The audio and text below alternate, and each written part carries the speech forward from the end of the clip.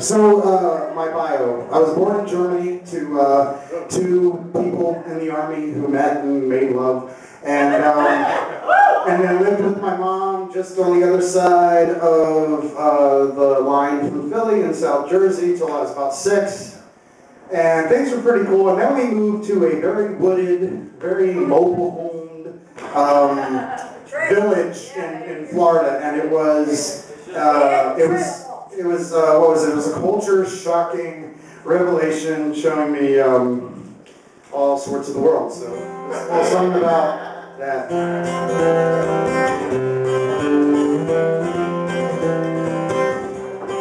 When I first moved to this city, see, I talk when I'm not. When I first moved to this city, I made quick friends with someone who was on the board for the International Conference on Nonviolence at the King Center. This was back in '99.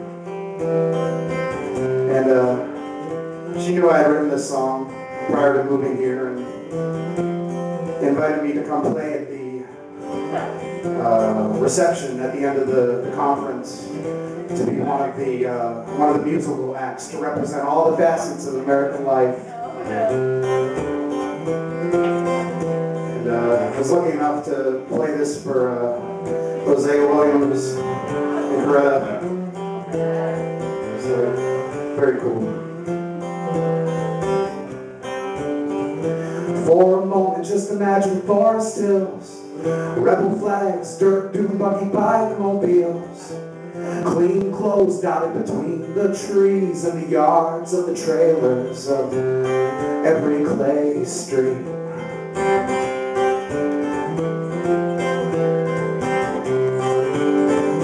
And 3-year-olds match the front porch in their underwear, a fortress of beer cans, some dogs, an old rocking chair. My developmental years as a child were spent there, living next door to the Grand Wizard of the Ku Klux Klan.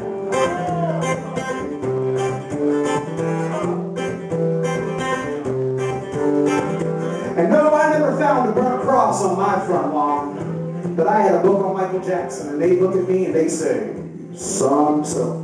I'd sit on my bed pondering my Rubik's Cube. The object of the game was to get all the colors on one side, but that you could never do.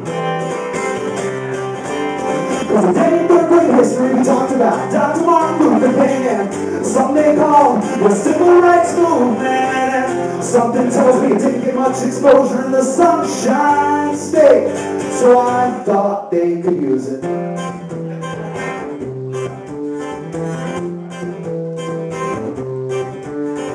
And the Lake County School Board wanted to change their mission statement.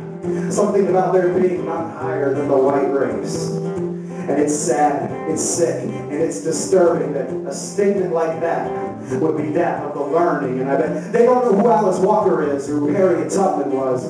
They read plenty about OJ and the Death Row Brothers, thinking America as some boys club where light skin gets you in, refusing to face a world that wouldn't let their ignorance in. Because today in great history we talked about Dr. Martin Luther King and something called the Civil Rights Movement.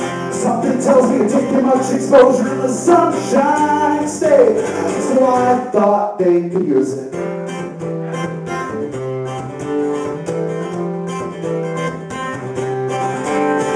When I lived there, I saw angry faces and minds, and curious young people to get out in time.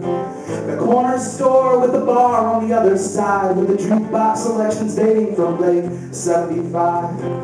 I think the kids are still in the same predicament of being forced to be proud and holier than thou for the color of their skin. I guess I just wanted the rest of the world to be aware that not everybody turns out that way when they come from there.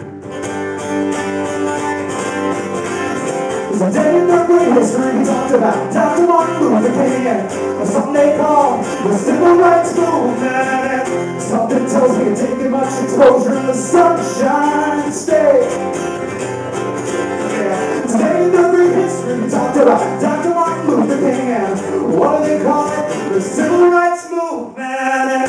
Something tells me it didn't get much exposure in the Sunshine State, so I thought they could use it.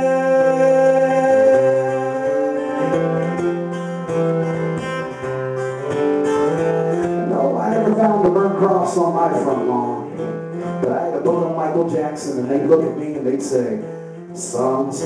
I'd sit on my bed pondering my Rubik's Cube. The object of the game was to get all the colors on one side. But that you could never do.